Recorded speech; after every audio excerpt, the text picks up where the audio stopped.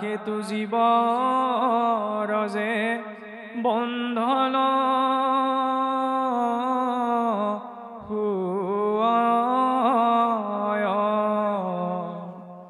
মুক্তিটো দেশ মধ্যে কিদৰে সম্ভৱ শ্ৰান্ত ভৈলো মই প্ৰভু আতি মোৰ সমতি তত্ত্বোপদেশ দিয়া নিয়োগ নিস্তাৰী যে হে কপিল প্ৰভু এই সংসাৰত প্ৰকৃতি আৰু পুৰুষৰ তত্ত্ব আপুনি মোক বিস্তাৰি প্ৰকাশ কৰক মন শৰীৰ আৰু আত্মা এই তিনিওটাৰ ভিতৰত বন্ধন কাৰ সৃষ্টি হয় আৰু এই তিনিওৰে ভিতৰত মুক্তি কাৰ সম্ভৱ সেই বিষয়ে আপুনি মোক বিস্তাৰি কওক আৰু তত্ত্ব উপদেশ প্ৰদান কৰি মোৰ দৰে সংসাৰ পতিতা নাৰীক উদ্ধাৰৰ মাৰ্গ আপুনি প্ৰদৰ্শন কৰক আৰু তেতিয়া কপিল প্ৰভুৱে পোনপ্ৰথমতে আৰম্ভ কৰিছে যে ভক্তিহে কল্যাণ পথ কহিলো বুজাই ঈশ্বৰত চিত্ত দিলে মুকুত কুৱাই যে হে মাতৃ যে সকলোৰ ক্ষেত্ৰত কল্যাণৰ কথা যদি তোমাৰ আগত মই কওঁ তেতিয়া কল্যাণৰ বীজ ৰোপণ হয় ভক্তিৰ জৰিয়তে কাৰণ সেই ভক্তিৰ জৰিয়তে মনুষ্যই বা জীৱই যেতিয়া নিজৰ চিত্ত ঈশ্বৰত অৰ্পণ কৰে তেতিয়া সেই জীৱ মুক্তি হয় কাৰণ আমি যে মুক্তিৰ কথা কৈ আছোঁ প্ৰথমতে এইটো স্পষ্ট হোৱাটো প্ৰয়োজন যে মন শৰীৰ আৰু আত্মা এই তিনিওটাৰ ভিতৰত মুক্তি কাৰ সম্ভৱ পোনপ্ৰথম কথা শৰীৰৰ মুক্তি সম্ভৱ নহয় এইকাৰণেই নহয় কাৰণ শৰীৰটো হৈছে পাঞ্চভৌতিক এই শৰীৰটো আপুনি মই এৰি থৈ যাবই লাগিব শৰীৰটোতো নষ্ট হয় গতিকে শৰীৰৰ মুক্তি সম্ভৱ নহয় ইয়াৰ পাছত যদি চাওঁ আত্মাৰো মুক্তি সম্ভৱ নহয় কাৰণ যিটো বস্তু বা যিটো তত্ত্ব স্বয়ং মুক্ত তাৰ মুক্তি আকৌ কেনেকৈ সম্ভৱ আত্মাক কোনো গুণ দুখে স্পৰ্শ কৰিব নোৱাৰে তেনেস্থলত আত্মাৰ মুক্তিৰ প্ৰসংগৰ কথা নাহে তেতিয়াহ'লে ইয়াত কাৰ মুক্তিৰ কথা কোৱা হৈছে মনৰ মুক্তিৰ কথা কিমান হয় মনুষ্যানাম বন্ধনাৎ কাৰণমোক্ষয়ো বন্ধম তু বিষয়াসক্তম মুক্তম নিৰ্বিষয়ম মনঃ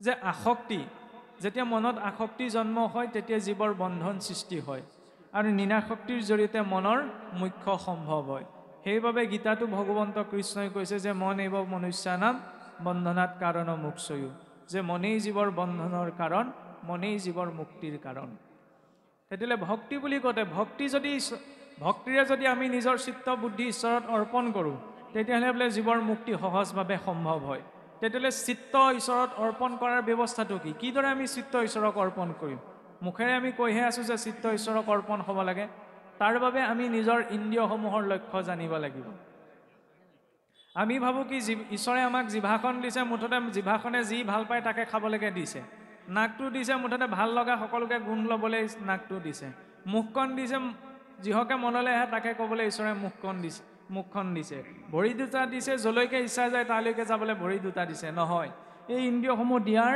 একোটা উদ্দেশ্য আছে যিটো আমি ভাগৱত ভক্তিৰ জৰিয়তে বুজিব পাৰোঁ হে ৰাম নকৰে কামনা ভোক টিকতে জিয়াল তাকে বোলে ভাগৱতী ভকতি প্ৰধান কৰ্ণে শুনে কৃষ্ণ কথা মুখে বোলে ৰাম মনে পাদ পদ্ম স্মৰে হস্তে কৰৈ কাম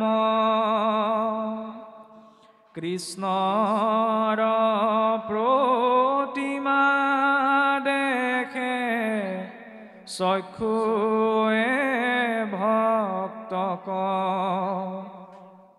বিষ্ণু বুদ্ধি কৰি হিৰে নমে সমস্তক পদে বিষ্ণু বৈষ্ণৱসে ত্ৰক চলি যায় এহি মত ইন্দ্ৰিয়ৰ বৃত্তি সমুদায় যে ইন্দ্ৰিয় সংযমৰ আটাইতকৈ উত্তম বিধি কি কৰ্ণে শুনে কৃষ্ণ কথা মুখে বোলে ৰাম মনটো কিয় দিলে ভগৱন্তৰ পাদপদ্ম স্মৰণ কৰিবলৈ কিন্তু মনত যদি ঈশ্বৰৰ ৰূপটো নাই অহা তেতিয়াহ'লে মনৰ জৰিয়তে বিষয় চিন্তনৰ জৰিয়তে জীৱৰ বন্ধন নিশ্চিত হৈ পৰে হস্তে কৰে কাম হাত দুখনে ঈশ্বৰৰ কৰ্ম কৰিবলৈ ঈশ্বৰৰ কৰ্ম কোনখিনি পুনশ্চ আমি টানি আনিব বিচাৰিছোঁ যে নৈবদ্যৰ ঠগীখন অৰ্পণ কৰা বা যিখিনি আমাৰ সামাজিক কৰ্ম সেইখিনি কেৱল ঈশ্বৰৰ কৰ্ম নহয় দৈনন্দিন জীৱনত আমি যিখিনি দায়িত্ব পাইছোঁ তাকো নিষ্ঠাৰে পালন কৰাটো হৈছে ঈশ্বৰৰ কৰ্ম কাৰণ ঈশ্বৰে যদি আপোনাক যদি নিদিলেহেঁতেন তেতিয়া আপুনি মই সেই সামান্যতম কৰ্মকণ কৰিবলৈও যোগ্য নহয় ঈশ্বৰে নিবিচাৰিলে আমি উশাহ নিশাহ ল'বলৈ যেতিয়া সামৰ্থ্যৱান নহয় তেতিয়াহ'লে নিজৰ জীৱনত পোৱা দায়িত্ব কৰ্মসমূহ যে ঈশ্বৰ প্ৰদত্ত নহয় সেইটো আমি কেনেকৈ ক'ব পাৰিম সেইকাৰণে সেই সকলো কৰ্ম ঈশ্বৰ প্ৰদত্ত বুলি শুদ্ধ ভাৱনে কৰাটোত আচৰণ হয় এই হাত দুখনৰ সাৰ্থকতা যে ঈশ্বৰৰ অৰ্থে কৰা কৰ্ম নিৰ্মাল্য তুলসী ঘ্ৰাণ লৱে নাখিকায় নাকটো কিয় দিলে ভগৱন্তত পদ অৰ্পিত তুলসী গন্ধ পুষ্পৰ ঘ্ৰাণ ল'বলৈ কিয় ঘ্ৰাণ লোৱাটো প্ৰয়োজন যে পুষ্পৰসু ঘ্ৰাণ যেন প্ৰৱেশে নাখাত এমতে যোগীৰ সিয়া প্ৰৱেশে আমাত যিদৰে সুন্দৰ পুষ্পৰ ঘ্ৰাণটো গোন্ধটো আমাৰ অন্তৰ্মনত প্ৰৱেশ কৰে ঠিক তেনেদৰে ভগৱন্তৰ পদ অৰ্পিত গন্ধ পুষ্পৰ গন্ধৰ জৰিয়তেও ভগৱন্তৰ ভক্তিৰ ভাৱটো আমাৰ অন্তৰত প্ৰৱেশ কৰে সেইকাৰণে কিয় দিলে নাকটো কি দিলে নিৰ্মাল্য তুলসী ঘ্ৰাণ লৱে নাখিকায় বিষ্ণুৰ নৈবদ্য মাত্ৰ আস্বাদে জিহ্বাই ভগৱন্তত অৰ্পিত দ্ৰব্য আস্বাদন কৰিবলৈ আমাক জিভাখন দিছে যিকোনো বস্তু এটা ভক্ষণ কৰাৰ আগতে প্ৰথমতে ঈশ্বৰত নিবেদন কিন্তু ঈশ্বৰত কোনখিনি বস্তু নিবেদন হয় সাত্বিক বস্তুখিনি পত্ৰম পুষ্পম ফলম তৈয়ম য়মে ভক্ত প্ৰয়ুষ্যতি পত্ৰ পুষ্প ফল মূল আদি শুদ্ধ সাত্বিক দ্ৰব্যখিনিয়ে ঈশ্বৰত অৰ্পণ হয় অধিক জ্বলা টেঙা তিতা মৎস্য মাংস এইবিলাক ঈশ্বৰত অৰ্পণ নহয় গতিকে অন্ততঃ মানুহ হিচাপত সেইখিনি বিচাৰ কৰি অকণমান জীৱনটোৰ পৰা আঁতৰাবলৈ চেষ্টা কৰিব লাগে কাৰণ যেনেকুৱা অন্ন হ'ব তেনেকুৱা মন হ'ব যদি আমি ৰাজসিক তামসিক অন্ন দ্ৰব্য বস্তু খাওঁ তেতিয়াহ'লে আমাৰ মনটো ৰাজসিক তামসিকেই হ'ব তেনেকুৱা ধৰণৰ চিন্তাই মনলৈ আহিব আৰু যদি ৰাজসিক তামসিক চিন্তাৰ মাজত থাকোঁ তেতিয়াহ'লে জীৱৰ বৌদ্ধিক বিকাশ সম্ভৱ নহয় পদে বিষ্ণু বৈষ্ণৱ ক্ষেত্ৰক চলি যায় এহি মত ইন্দ্ৰিয়ৰ বৃত্তি সমুদায় ভৰিকেইটা কিয় দিলে ভাল স্থানলৈ যাবলৈ সৎসংগলৈ যাবলৈ সৎসংগলৈ গ'লে অনৰ্থবিলাক স্বাভাৱিকতে নিবৃত্তি হয় আদৌ শ্ৰদ্ধা ততো সাধু সংগোথ ভজন ক্ৰিয়া অথা শক্তি অনৰ্থ নিবৃত্তিস্ততো ৰুচি নিষ্ঠা ততঃ অথা শক্তি ভাবস্ততো প্ৰেমাভ্যুদংসতি সাধকানামায়ম প্ৰাদুৰ্ভাৱে ইয়াত পুনঃ যে পোনপ্ৰথমতে শ্ৰদ্ধা আদৌ শ্ৰদ্ধা আদিতে শ্ৰদ্ধা ভাৱটোলৈ সৎসংগলৈ গমন সৎসংগলৈ গমন হ'লে কিবা অনৰ্থবিলাক নিবৃত্তি হ'ব যিবিলাক বদঅভ্যাস এদিনত এৰ নাখায় দুদিনত এৰ নাখায় সৎসংগত থাকোঁতে থাকোঁতে এদিন নহয় এদিন স্বাভাৱিকতে এৰ খাই যাব অনৰ্থ নিবৃত্তি হ'ব অনৰ্থৰ নিবৃত্তি হ'লেহে ঈশ্বৰ ভক্তিত ৰুচি উপজিব আৰু ৰুচি উপজিলেহে ভাৱ উপজিব ভাৱ আহিলেহে ঈশ্বৰৰ প্ৰতি প্ৰেম আহিব আৰু প্ৰেম আহিলেহে ভক্তি সিজিব সেইটো হৈছে ভক্তি মাৰ্গৰ ধাৰা যিটো ক্ৰমত আমি ঈশ্বৰ ভক্তিৰ দিশত আগবাঢ়িব পাৰোঁ এতিয়া প্ৰকৃতি পুৰুষৰ কথা ক'বলৈ গৈ থাকোঁতে এই মনক নিয়ন্ত্ৰণ বা সংযমিত কৰিব পৰা আটাইতকৈ উত্তম সাধন ৰূপত কপিল প্ৰভুৱেও প্ৰদান কৰিছে, সন্মতি প্ৰকাশ কৰিছে কি সৎসংগ, সাধু সংগ। এতিয়া সাধুনো কাক কোৱা হয়? কাৰণ কলিৰ যুগততো সাধু চিনি পাবলৈ বহুত টান। সেইকাৰণে কপিল প্ৰভুৱে পুনশ্চ সেই সাধুৰ লক্ষণৰ বিষয়ে প্ৰকাশ কৰি কৈছে যে সাধুৰ লক্ষণ কহো সাৰে হাৰ শুয় কৰোণা চিত্ত সুহীন সৱাৰ শাস্ত্ৰয়নুবৰ্তী শত্ৰু নহিউতাপন্ন সুশীল গুণে তাৰ মাত্ৰ হে ভূষণ মুহূৰ্ত একান্ত ভাৱ ভকতি কৰন্ত মোৰ প্ৰীতি অৰ্থে ভাৰ্যা পুত্ৰতে জীৱন্ত মুহুৰ নিৰ্মল কথা কহন্ত শুনন্ত মুত চিত্ত দিয়া সবে তাপ এৰাবন্ত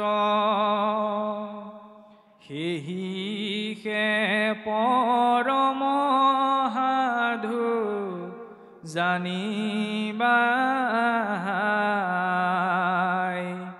তাহাৰ সংগ কনিতে পাৰ্থিবা সদায়। যে হে মাতৃ, কেৱল কেইটামান নীতি সংযমৰ নিয়ম লৈ পেলাই মনক সংযমিত কৰি ৰখাটো সম্ভৱ নহয়, কিন্তু এই সংযমিতৰ ধাৰাটো সদায় বৰ্তাই ৰাখিবলৈ নিত্য নিৰন্তৰ প্ৰয়োজন হয় সাধু সংগ। এতিয়া সাধু কাক কোৱা হয়? শুয় কৰোণা চিত্ত সুহৃদ সভাৰ। সাধু হ'বলৈ পোনপ্ৰথমতে তেওঁৰ চিত্তটো কৰোণা, সুহৃদ সভাৰ, যে তেওঁ বন্ধুজনৰ বাবেও সুহৃদ, শত্ৰুজনৰ বাবেও সুহৃদ। কাৰণ প্ৰকৃত সাধুজনৰ কোনো শত্ৰু নাথাকে। মই যদি ভাবি লওঁ এই আপোনাৰ সৈতে মোৰ কথা মিলে কাৰণে আপুনি আৰু মোৰ আৰু ভাল বন্ধু, আপোনাৰ লগত নিমিলে কাৰণে আপোনাৰ লগত মোৰ বৰ ভাল নাই, তেতিয়াহ'লে সেই ভাৱনাটোত সাধুত্ব প্ৰকাশ হোৱাটো সম্ভৱ নহয়। শাস্ত্ৰ অনুবৰ্তী শত্ৰু নাহি উৎপন্ন। শাস্ত্ৰ অনুবৰ্তী সাধু হ'বলৈ হ'লে নহয়নে? শাস্ত্ৰীয় নীতি নিয়ম মৰ্যাদাৰ মাজত যি জীৱন বৰ্তি কৰিছে সেইজন হৈছে সাধু। শত্ৰু নাহি উৎপন্ন, যি জীৱনত একো শত্ৰু উৎপন্ন কৰিবলৈ দিয়া নাই। আৰু শত্ৰু কেতিয়া উৎপন্ন হয়? যেতিয়া কিবা এটা বস্তু আমি আনৰ সৈতে তুলনা কৰিবলৈ যাওঁ। কেতিয়াবা মানুহৰ ক্ষেত্ৰত আমি চাওঁনে? আমি চাওকচোন, আমি এটা বহুত ডাঙৰ ভুল হয় বিশেষকৈ আমাৰ যুৱ প্ৰজন্মৰ মাজত। আমি নিজৰ জীৱনটো আনৰ সৈতে কম্পেয়াৰ কৰি চাওঁ, তুলনা কৰি চাওঁ। আমুকটো হ'ল, মোৰ নাই হোৱা, আমুকটো হৈছে, মই কেলে হেৰি কৰা নাই। এই তুলনাটো কেতিয়াও জীৱনত থাকিব নালাগে। কিয় নালাগে? কাৰণ পৰীক্ষা হলত পৰীক্ষা হলত একেখন পেপাৰ দিয়ে, সেইকাৰণে আনৰ বা চুৰ কৰি মোৰ কৰি লিখি হ'লেও পাছ কৰি যোৱাৰ চান্সটো থাকে। কিন্তু জীৱনৰে সকলো এক্সাম পেপাৰখন একেই নহয়। আপোনাৰ জীৱনো বেলেগ, মোৰ জীৱনো বেলেগ। সকলোৰে জীৱন যুদ্ধৰ জীৱন প্ৰণালী বেলেগ বেলেগ। গতিকে নিজা পদ্ধতিৰে আগবঢ়াটোহে প্ৰয়োজন, কোনেও কাকো অনুকৰণ কৰাৰ প্ৰয়োজনীয়তাটো নালাগে। গতিকে যেতিয়া য'ত তুলনাৰ কথাই নাহে, তেওঁৰ শত্ৰু কেনেকৈ উৎপন্ন হ'ব? মুহূৰ্ত একান্ত ভাৱ ভগতি কৰন্ত। একান্ত ভাৱ মানে এতিয়া আমি যে কৈ থাকোঁ যে একশৰণ বহুত উচ্চ পৰ্যায়ৰ বিষয়। আমি পোনপ্ৰথমতেই আমাৰ আউনীআটী সত্ৰৰ পূৰ্বজন অধিকাৰ বিশ্বচন্দ্ৰ দেৱ গোস্বামী প্ৰভু ঈশ্বৰে এটা কথা প্ৰকাশ কৰিছিল, আমাৰ সত্ৰীয়া সমাজত যি শৰণৰ ব্যৱস্থা আছে সেয়া গীতাৰ শৰণ নহয়, সেয়া ধৰ্ম আচৰণৰ প্ৰাথমিক পৰ্যায়হে। কাৰণ গীতাৰখন বহুত উচ্চ পৰ্যায়ৰ। চাওকচোন, একত আশ্ৰয় ইমান সহজ নহয়। প্ৰহ্লাদে সেই একত আশ্ৰয় হোৱাৰ বাবে স্তম্ভটো ভগৱন্তক দেখিছিল, কিন্তু আমাৰ চেতনা ইমান উচ্চ পৰ্যায়লৈ যোৱা নাই। আমি ধৰ্ম আচৰণৰ প্ৰাথমিক স্তৰৰূপত শৰণ গ্ৰহণ কৰোঁ। সেই শৰণ আৰু এই শৰণৰ মাজত পাৰ্থক্য আছে। এই শৰণ এটা স্থিতিহে, কোনেও কাকো দি দিব নোৱাৰে যে তোমাৰ আজিৰ পৰা এখন সিদ্ধ হ'ল। সেই স্থিতিটোলৈ মই নিজেই যাব লাগিব, আৰু সেই স্থিতিটো পাবলৈ হ'লে এই ভক্তিৰ আটাইতকৈ গভীৰতম চৰম প্ৰেম ভক্তিৰ অবিহনে সেই এক শৰণক পোৱাটো সম্ভৱ নহয়। এতিয়া এই যে একান্ত ভাৱ, সাধুজনৰ ভগৱন্তত একান্ত ভাৱ মানে এনেকুৱা, কোনোবাখিনিত ভগৱন্তই যে এনেকুৱা কৈছে যে অধৰ্ম যিজন কৰে বোলে সেইজন মোৰ দ্ৰোহী নহয়, আন দেৱ পূজে যিটো সিটো মূৰ দ্ৰোহী। এতিয়া কথাটো এনেকুৱা, সেইটো বোলে আন দেৱী দেৱতাক পূজা কৰাসকলক বোলে ভগৱন্ত একদম দেখিবই নোৱাৰে, সেইটো দৰ্শন নহয়। দৰ্শনটো কি? এতিয়া আপোনাৰ ঘৰৰ মুৰব্বী হৈছে আপুনি, মোৰ লগত আপোনাৰ ভাল আছে, কিবা এটা প্ৰয়োজনীয় বস্তু হৈছে, মই আপোনাক ডাইৰেক্ট ক'ব পাৰোঁ ন, কিন্তু আপোনাক নকৈ যদি আপোনাৰ ল'ৰাটোক কওঁ যে হেৰা বোলে এই তোমালোকৰ ঘৰত আমুকটো আছে, দেউতাই দিয়ে নিদিয়ে ঠিক নাই, তোমাকে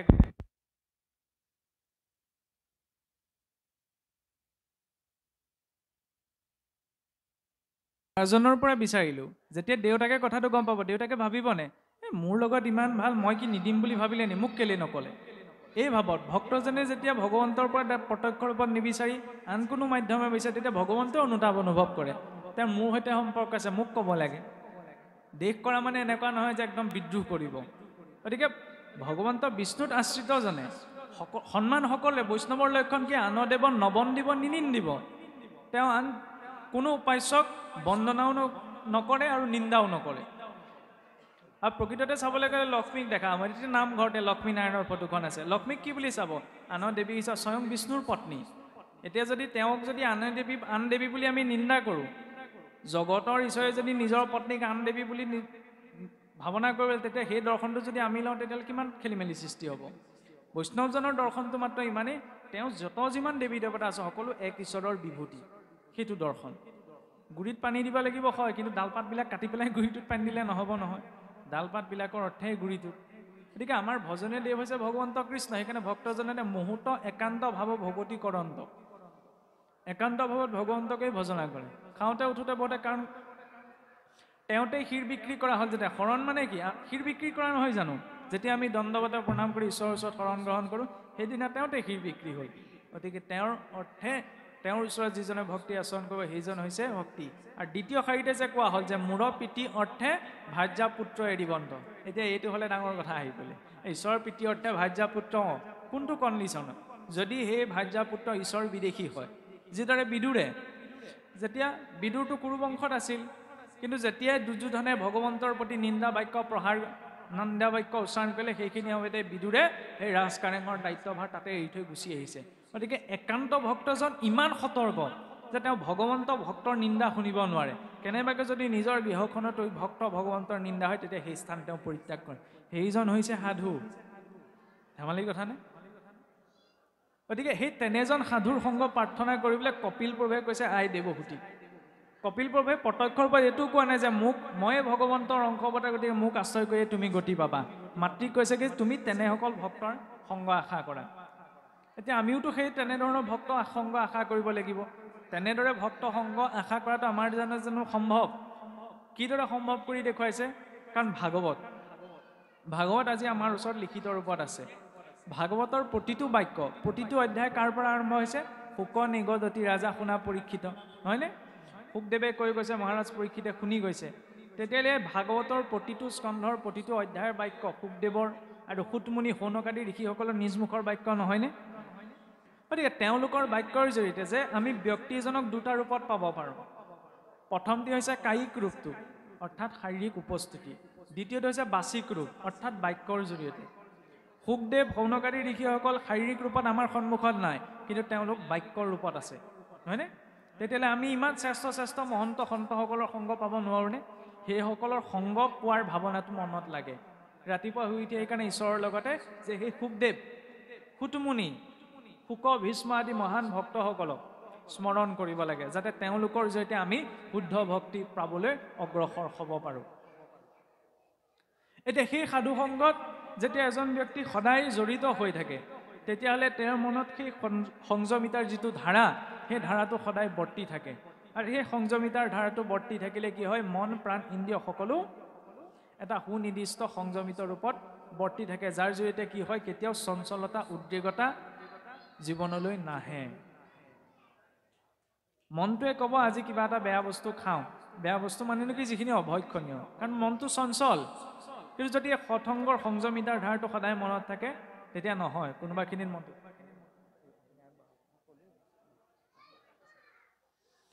তেতিয়া সেইখিনি সময়ত অন্তৰৰ পৰা এটা ভাৱনা আহিব যে নহয় মনটোৱে কৈছে যদি মই এইটো নাখাওঁ এই স্থানলৈ নাযাওঁ এইটো কাম নকৰোঁ সেই স্থিতিটোৱেতো লাগে ভগৱন্ত আমাৰ হৃদয়ত আছে তাক অনুভৱ কৰাৰ ভাৱনাটোহে আমাৰ ভিতৰত লাগে এইকাৰণে কাৰণ উশাহ নিশাহ লৈ আছোঁ যদিওতো সেইটো আমাৰ অনুভৱ হোৱা নাই কিন্তু যেতিয়া আমি গুৰুত্ব দি চাওঁ যে উশাহ নিশাহ চলি আছে ঠিক তেনেদৰে যেতিয়াই আমি গুৰুত্ব দিম যে হয় শুই থাকোঁতেতো মই শুই আছোঁ কিন্তু মই শুই থকা অৱস্থাটো শৰীৰতো কিবা এটা জাগ্ৰত হৈ আছে যি কোনোবাই মাতিলত শুনিছে শব্দটো আপুনি শুই থাকোঁতে যদি মাতে বোলে হেৰি উঠকচোন আপুনি যে সাৰ পালে আপুনিতো শুই আছিলে শব্দটো শুনিলে কাৰণে সাৰ পালে তেতিয়াহ'লে শব্দটো কোনে শুনিলে মানে নিৰ্ধাৰিত অৱস্থাটো শৰীৰতো কিবা এটা শক্তি জাগ্ৰত হৈ আছে সেই শক্তিটোক জনাৰ পথটোৱেই হৈছে আধ্যাত্মিকতা আৰু তাৰ বাবে প্ৰয়োজনীয় সৎসংগৰ জৰিয়তে সংযম আহে সংযমৰ জৰিয়তে ভাৱৰ জৰিয়তে প্ৰেম আৰু প্ৰেম ভাৱত সেই ঈশ্বৰৰ ৰূপ চিন্তনটো স্থিৰ ৰূপত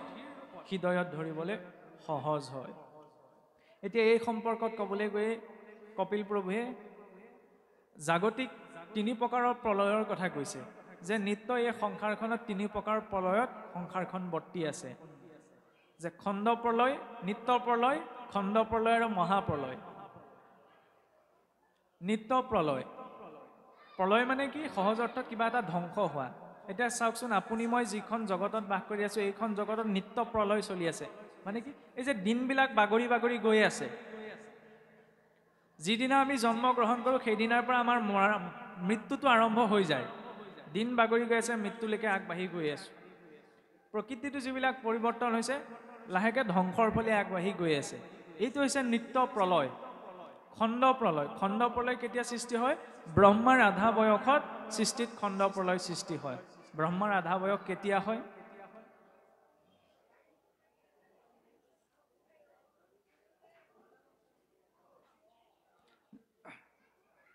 আমাৰ যি চাৰি যুগ আছে সত্য ত্ৰেতা দ্বাপৰ আৰু কলি সত্য যুগৰ পূৰ্ণ আয়ু 17,20,000 বছৰ ত্ৰেতাৰ হৈছে 12,96,000 দ্বাপৰাৰ 8,64,000 কলিৰ 4,32,000 এই চাৰি যুগৰ সময়সীমা লগ লাগি সৃষ্টি হয় এটা দিব্য যুগ এটা দিব্য যুগত সময়সীমা হয় 43,20,000 বছৰ এটা দিব্য যুগ এনেকুৱা 71টা দিব্য যুগ আছে 71টা দিব্য যুগত লগ লাগি সৃষ্টি হয় এটা মনুৱন্তৰ এনেকুৱা 14টা মনুৱন্তৰ আছে 14টা মনুৱন্তত 14জন মনুৱে শাসন কৰে বৰ্তমান কোনটো মনুৱন্তন চলি আছে বৈবস্বত মনু সপ্তম মনু শাসনকাল বৈবস্বত মনু শাসনকাল চলি আছে প্ৰথম মনু কোন মনুষ্যৰ আদি পিতা স্বয়ম্ভৱ মনু আৰু এই 14জন মনুৰ শাসনকালত 14জন ইন্দ্ৰ খহি পৰে ইন্দ্ৰ মানে এটা পদবীৰ নামহে 14জন ইন্দ্ৰই ৰিটায়াৰমেণ্ট লৈ লয় এতিয়া 14টা মনুৱন্তৰ পাৰ হৈ যোৱাৰ পাছত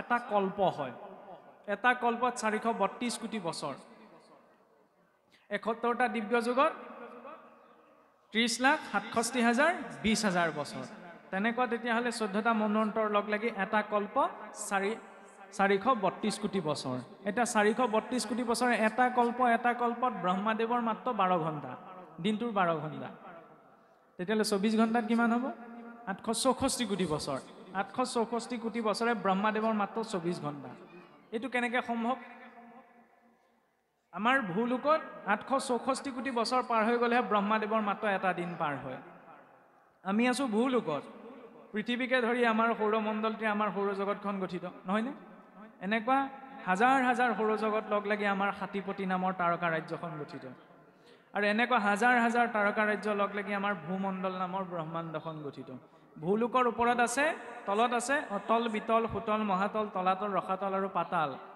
আৰু ভূলোকৰ ঊৰ্ধত আছে ক্ৰমত ভূলোক সুৰলোক মহলোক জনলোক তপলোক সত্যলোক এনেদৰে 14খন ব্ৰহ্মাণ্ড সজ্জিত হৈ আছে এতিয়া 14খন ব্ৰহ্মাণ্ড সজ্জিত হৈ থকা যিটো ক্ৰম সেই ক্ৰমটো হৈছে এই জলাশয়ী নাৰায়ণ যে শুই আছে অনন্ত সজ্জাত তেওঁৰ নাভিৰ পৰা যিডাল পদুমৰ ঠাৰি ওলাই গৈছে, সেই পদুমৰ ঠাৰিডালেই প্ৰতিনিধিত্ব কৰে 14খন ব্ৰহ্মাণ্ডৰ ক্ৰমটোক। তাৰ একেবাৰে ঊৰ্ধ্বত কোন আছে? সৃষ্টিৰ প্ৰথম জীৱ ব্ৰহ্মাদেৱ। সেইবাবে মহাপুৰুষ মাধৱদেৱে যে লিখিছে যে ব্ৰহ্মা আদি কৰি জীৱ যত, সত্যলোকত বহি থকা ব্ৰহ্মাৰ পৰা পাতালৰ নাগগণলৈকে সকলো জীৱ মায়াতেই আছে। মায়াৰ পৰা পাৰ হৈ পেলাই কোনোবাই ভক্তি কৰাটো সম্ভৱ নহয়। আৰু মহাকাশতো যিমানে ঊৰ্ধ্বলৈ গৈ থকা হয় সিমানে সময়ৰ গতি কমি কমি গৈ থাকে। আজি মহাকাশ যানসমূহে সেইটো প্ৰমাণিত কৰি দেখুৱাই দিলে। তেতিয়াহ'লে ব্ৰহ্মাদেৱ ক'ত আছে? আমি আছোঁ ভূলোকত। আমাৰ পৰা 6খন ব্ৰহ্মাণ্ডৰ ঊৰ্ধ্বত আছে ব্ৰহ্মাদেৱ। সেইকাৰণে সত্যলোকত সময়ৰ গতি আটাইতকৈ ধীৰ গতিত চলে। সেইবাবে ইয়াত যদি 432 কোটি বছৰ পাৰ হৈ যায়, তাত ব্ৰহ্মাদেৱৰ মাত্ৰ 12 ঘণ্টা পাৰ হয়। আৰু ইয়াত যদি 864 কোটি বছৰ পাৰ হয়, তেতিয়া ব্ৰহ্মাদেৱৰ মাত্ৰ এটা দিন। তেনেকুৱা এটা দিনযুক্ত 100 বছৰে এজন ব্ৰহ্মাৰ পূৰ্ণ আয়ু।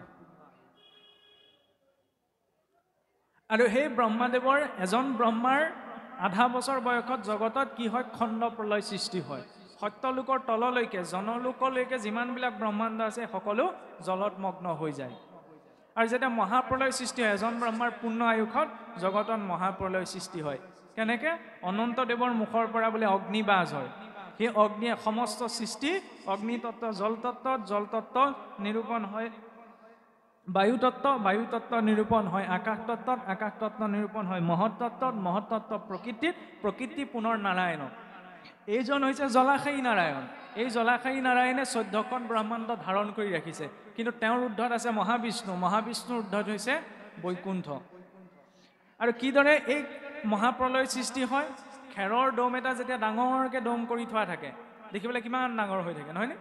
তাত যদি জুই লগাই দিওঁ, তেতিয়াহ'লে ডাঙৰ দমটোক অলপ সময়ৰ পিছতে সামান্য অকণমানি দম এটালৈ পৰিৱৰ্তন হ'বনে? সেইকাৰণে জগতৰ সৃষ্টিও প্ৰথম ক'ত ধ্বংস ক'ত হয়? অগ্নিত। মানুহৰো অন্ত্যেষ্টিক্ৰিয়া সেইকাৰণে ক'ত হয়? অগ্নিত। অগ্নিয়েহে স্থূল বস্তু এটা সূক্ষ্ম আৰু স্থূল দুটা ৰূপত ভাগ কৰি দিব পাৰে। আৰু সেই জ্বলাই দিয়া খেৰৰ দমটোত যদি পানী এবাল্টি আপুনি ঢালি দিয়েগৈ, তেতিয়া তাৰ পৰিমাণ আকৌ কমি আহিব, নহয়নে? সেইকাৰণে অগ্নিতত্ত্বৰ পাছত জলতত্ত্ব, ইয়াৰ পিছত বায়ুতত্ত্ব, আৰু বায়ুতত্ত্ব নিৰূপণ হয় আকাশতত্ত্ব মহত্তত্ত্ব প্ৰকৃতি পুনৰ নাৰায়ণৰ শৰীৰত। ইয়াৰ পিছত অনন্তকালৰ বাবে নাৰায়ণে যোগ নিদ্ৰা গ্ৰহণ কৰে। ইয়াৰ পিছত পুনৰ যেতিয়া সৃষ্টিৰ সংকল্প জাগ্ৰত হয়, পোনপ্ৰথমতেই তেওঁ কাক সৃষ্টি কৰে? যে অনাদিৰূপিণী ঈশ্বৰৰ অৰ্ধকায় ব্যক্ত ভৈলা মহামায়া সৃষ্টিৰ ইচ্ছায় ঈশ্বৰৰ কটাক্ষে দেৱী ভৈলা গৰ্ভৱতী প্ৰকৃতিৰ পুত্ৰ ভৈলা মহত উৎপত্তি। যে ঈশ্বৰৰ সংকল্প মাত্ৰকে প্ৰথম মায়া দেৱীৰ আৱিৰ্ভাৱ হয়। আৰু সংকল্প মাত্ৰকে সেই মায়াৰ পৰা 3টি অহং তত্ত্ব সৃষ্টি হয়। সাত্বিক অহং, ৰাজসিক অহং, তামসিক অহং। সাত্বিক অহংকাৰৰ পৰা 14জন দেৱতা সৃষ্টি হয়। ৰাজসিক অহংকাৰৰ পৰা পঞ্চ জ্ঞানেন্দ্ৰিয়, পঞ্চ কৰ্মেন্দ্ৰিয় আৰু মন সমেত 11 ইন্দ্ৰিয় সৃষ্টি হয়। তামসিক অহংকাৰৰ পৰা পঞ্চ তন্মাত্ৰ, শব্দ স্পৰ্শ ৰূপ ৰস গন্ধ আৰু পঞ্চ মহাভূত পৃথিৱী, জল, বায়ু, অগ্নি, আকাশ, এই পঞ্চ মহাভূত সৃষ্টি হয়। এই তত্ত্বসমূহ মহামায়াৰ সৃষ্টি হোৱাৰ পাছত ঈশ্বৰে জলাশায়ী নাৰায়ণে সংকল্প ৰূপত ব্ৰহ্মাদেৱক আৱিৰ্ভাৱ কৰে আৰু ব্ৰহ্মাদেৱৰ জৰিয়তে সৃষ্টি বিস্তাৰ কৰায়। আৰু এই 14জন দেৱতাই সৃষ্টি হোৱাৰ পাছতে যেতিয়া অধিষ্ঠান বিচাৰে, তেতিয়া 84 লক্ষ যোনি অতিক্ৰম কৰাৰ পাছত মনুষ্য শৰীৰটোত এই 14জন দেৱতা 14 হাকী ৰূপত অধিষ্ঠান লাভ কৰে। এই 24 তত্ত্ব, সেইকাৰণে আমাৰ শৰীৰটো 24টি তত্ত্বই গঠিত বুলি কৈছে, নহয়নে? ইয়াত পঞ্চ কৰ্মেন্দ্ৰিয় আছে, পঞ্চ জ্ঞানেন্দ্ৰিয়, পঞ্চ তন্মাত্ৰ, পঞ্চ মহাভূত, মন, বুদ্ধি, অহংকাৰ, চিত্ত, এই 4টাৰ সৈতে 24টি তত্ত্বৰে মনুষ্য শৰীৰটি গঠিত। এতিয়া এই মনুষ্য শৰীৰটি পোৱাৰ পিছত জীৱৰ গতি কি হয় সেয়া প্ৰকাশ কৰিছে কপিল প্ৰভুৱে জীৱৰ তামসী গতি। যে সেই মাতৃ চোৱা 19ৰ দশকতহে মাতৃগৰ্ভত আচলতে সন্তানটি কেনেদৰে বিকাশ হয়, যেতিয়ালৈকে আল্ট্ৰাচাউণ্ড এক্সৰে আৱিষ্কাৰ হোৱা নাছিল তেতিয়ালৈকে গম পোৱা নাছিলোঁ। মানৱ সভ্যতাই বিজ্ঞানেও গম পোৱা নাছিল যে মাতৃগৰ্ভত কেনেদৰে জীৱটোৰ বিকাশ হয়। আল্ট্ৰাছাউণ্ড এক্স ৰে আৱিষ্কাৰ হোৱাৰ পাছতে যেতিয়া স্কেন কৰি গম পোৱা হ'ল সেইবিলাক কম্পিউটাৰত চাই গম পালে যে এনেকৈ প্ৰথম মাহত এইখিনি বিকাশ হয় দ্বিতীয় মাহত এনেকৈ সেই ডিটেইলছটো বিজ্ঞানে প্ৰকাশ কৰিলে কিন্তু ভাগৱতত চাওক আজিৰ পৰা 1000 বছৰ আগতে কপিল প্ৰভুৱে মাতৃৰ আগত সেই গাইনলজিৰ কমপ্লিট ডেছক্ৰিপশ্যন দি থৈ গৈছে যে প্ৰথম ৰাত্ৰত দুয়ো এক হয় বৰ্তুল পঞ্চৰাত্ৰত দশম দিনত কঠিন শুয় বদৰি ফলৰণয় যে হে মাতৃ চোৱা এইখিনি তত্ত্ব 24টি তত্ত্বৰে মনুষ্য শৰীৰটো গঠন হোৱাৰ পাছতো যেতিয়া পিতৃ মাতৃৰ সেই মিলন কৰ্মকো সৃষ্টি যজ্ঞৰ লগত তুলনা কৰা হৈছে কাৰণ সন্তান সৃষ্টি কৰাত জীৱ শৰীৰটোহে সৃষ্টি কৰিছে নহয়নে এটি জীৱ আহিব গতিকে তাৰ বাবে সংযমিতা পবিত্ৰতাটো প্ৰয়োজন এগৰাকী মাতৃয়ে যদি বিচাৰে তেতিয়া ব্ৰাহ্মণ কুলত অসুৰৰো জন্মাব পাৰে আৰু এগৰাকী মাতৃয়ে যদি বিচাৰে অসুৰৰ বংশটো প্ৰহ্লাদৰ দৰে ভক্ত জন্মাব পাৰে ঋষি কাশ্যপৰ দুগৰাকী পত্নী আছিল নহয়নে দ্বিতীয় আৰু অদিতি দ্বিতীয় মাতৃয়ে বিচাৰিলে যে দেৱতাসকলক পৰাস্ত কৰিব পৰা মোৰ সন্তানসকল ক্ৰূৰ হওক শক্তিশালী হওক বহুত তামসিক গুণযুক্ত হওক এনেধৰণৰ ভাৱনা কৰিয়েই সন্তানৰ আশা কৰাৰ বাবে তেওঁৰ পুত্ৰ ঋষি কাশ্যপৰ ঔৰসত এজন শ্ৰেষ্ঠ ব্ৰাহ্মণৰ ঔৰসত দুটা ডাঙৰ দৈত্য জন্মগ্ৰহণ কৰিছিল আনহাতে সেই কক্ষীপুৰৰ ঔৰসতেই আয়ে কায়াধু মাতৃয়ে বিচৰাৰ কাৰণে শুদ্ধ সংকল্প আৰু সাত্বিকতাৰে গৰ্ভ পালন কৰাৰ বাবে প্ৰহ্লাদৰ দৰে এটি সন্তান জন্ম হৈছিল এইখিনি কেৱল সাধু কথাই নহয় এইখিনি হৈছে প্ৰকৃত বাস্তৱিকতা কাৰণ মনুষ্যৰ যাত্ৰা সেইখিনিতে আৰম্ভ হয় যেতিয়া মনুষ্যৰ গৰ্ভ সংস্কাৰ ঘটে প্ৰথম ৰাত্ৰত দুয়ো লগ হয় কি লগ হয় পুৰুষৰ বীৰ্য আৰু স্ত্ৰীৰ ৰজ বৰ্তুল পঞ্চ ৰাত্ৰত 5 দিন হোৱাৰ লগে লগে সি বৰ্তুল মানে কি এটা সাধাৰণ মাংসপিণ্ডৰ নিচিনা এটা আকাৰ সৃষ্টি হয় দশম দিনত কঠিন হয় বদৰি ফলৰণয়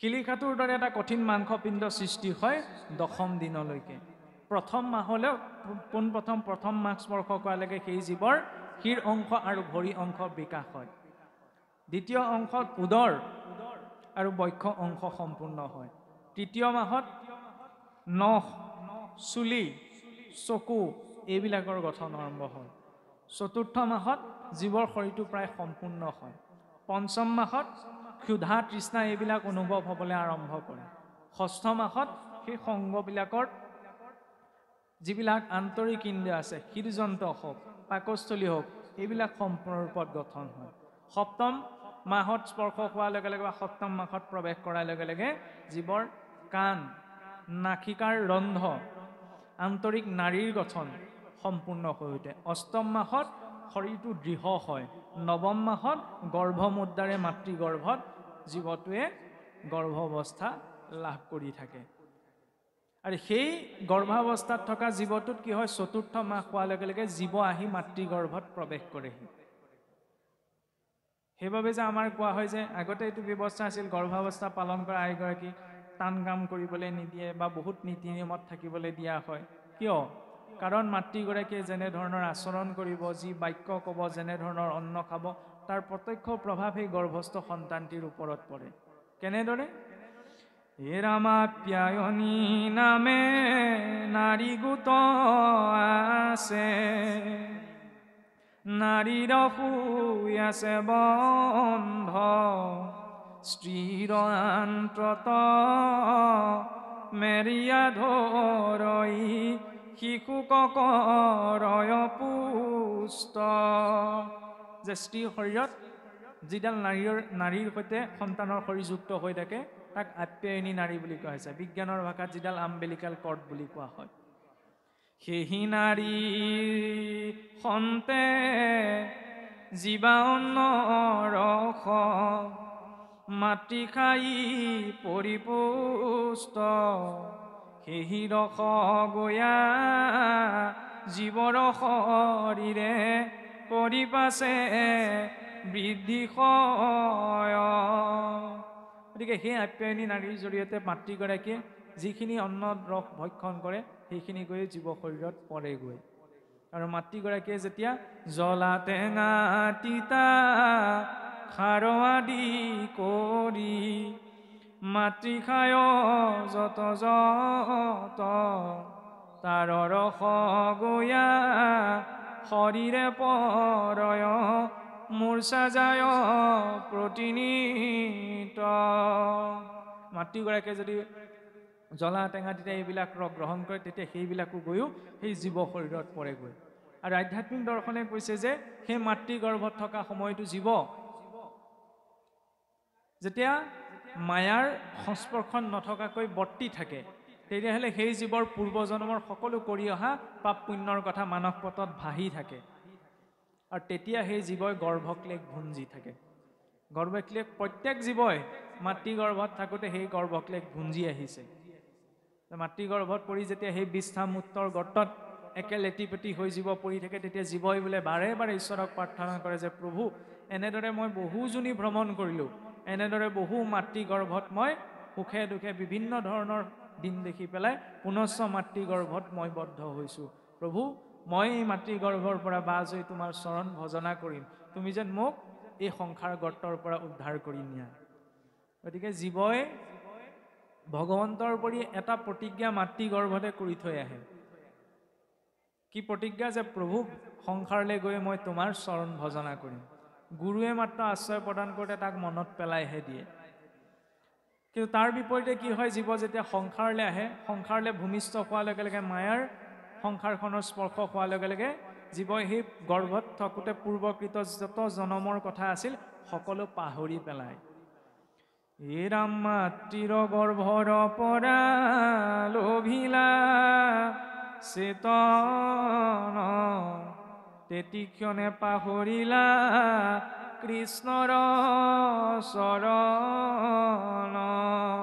যে মাতৃ গৰ্ভৰ পৰা বাছ হৈ পূৰ্বকৃত সকলো জ্ঞান পাহৰি পেলায়।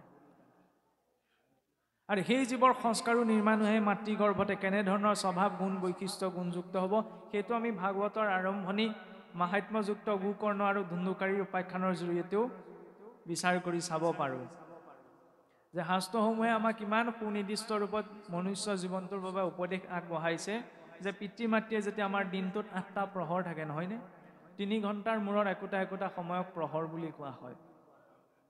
দিনৰ প্ৰহৰত স্ত্ৰী পুৰুষৰ মিলনৰ জৰিয়তে যি সন্তান জন্ম হয় সেই সন্তান মৃত হয়।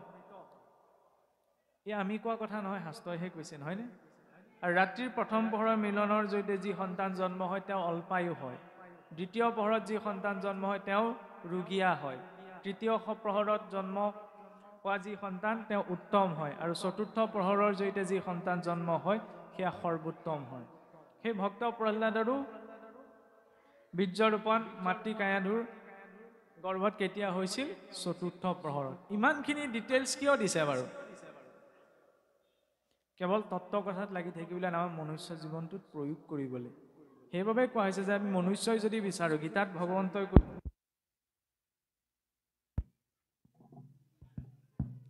যে আমি কলিযুগৰ মনুষ্য হিচাপত বিশেষকৈ 2 প্ৰকাৰৰ সম্পদ লৈ জন্ম গ্ৰহণ কৰোঁ, দৈবিক সম্পদ আৰু আসুৰিক সম্পদ।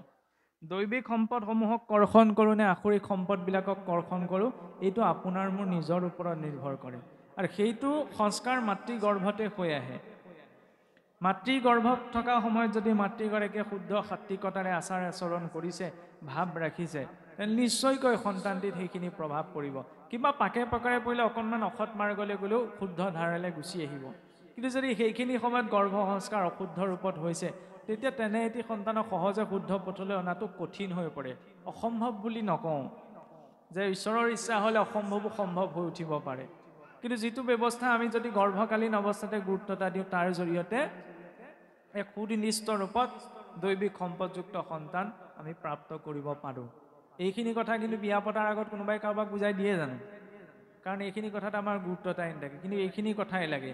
এতিয়া আমি কওঁতে আমি যি ঢুকি পোৱা গৈছে তাকহে আমি প্ৰকাশ কৰিছোঁ। ভাগৱতে ইয়াতকৈও গভীৰ স্তৰলৈ গৈ প্ৰকাশ কৰিছে। গতিকে সেইখিনি সংস্কাৰমুখী কথা আমাক লাগে, যাতে তাৰ যেতিয়া আমাৰ আগন্তুক জীৱন প্ৰণালীটো শুদ্ধ হয় বা সাত্বিক হয়। কাৰণ স্ত্ৰী পুৰুষৰ মিলনৰ সময়ত স্ত্ৰী পুৰুষৰ যেনেধৰণৰ ভাৱ জড়িত হয় তেনেধৰণৰ সংস্কাৰযুক্ত ভাৱনায়ো সেই গৰ্ভস্থ সন্তানটিক প্ৰভাৱ পেলায়। যদি দাম্ভিকতা তামসিকতা কেৱল কাম উন্মত্ততাত ভাৱনাগ্ৰস্ত হৈ সেই গৰ্ভ সংস্কাৰ হৈছে, তেতিয়া সেই সন্তানো তেনেকুৱা উন্মত্ততা গুণযুক্তই হ'ব।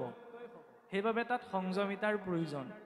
কাৰণ আমি যদি চাওঁ, কায়াদু মাতৃও যিদিনা কশিপুৰৰ বীৰ্য গৰ্ভত স্থাপন কৰিছে, মানে কাহিনীটো আমি সকলোৱে জানো যে বাৰে বাৰে কশিপুক পৰোক্ষভাৱে মাতৃগৰাকীয়ে নাৰায়ণক স্মৰণ কৰাই লৈছে। সন্তানহে জন্ম দিবলৈ তাত আকৌ ভগৱানৰ নামটো লোৱা কিয় প্ৰয়োজন? সেইটোৱেইটো দৰ্শন, যে ভক্তি মানে কেৱল ধূপ গছ জ্বলোৱা চাকি গছ জ্বলোৱাটোৱেই নহয়, জীৱনৰ প্ৰতিটো পৰ্যায়ত যেতিয়া ভগৱত স্মৰণৰ ধাৰাটো গুচি আহে, তেতিয়া সেয়া হৈছে প্ৰকৃত ভক্তি। আৰু সেই ভক্তিহে মনুষ্য জীৱনটো পৰিৱৰ্তন কৰাব পাৰে। আৰু সেই দৰ্শনেই আমাক লাগে। এতিয়া বাৰু